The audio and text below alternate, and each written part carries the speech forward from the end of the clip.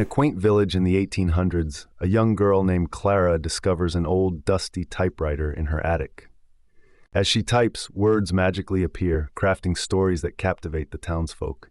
They believe Clara has a gift, but little do they know the typewriter is powered by a hidden AI left behind by a forgotten inventor.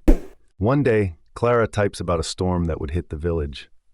Skeptical, the townspeople ignore her warning. As clouds gather, she realizes the typewriter is predicting the future. In a panic, she races to warn everyone, proving that intelligence can come from the most unexpected places, and sometimes it hides in plain sight.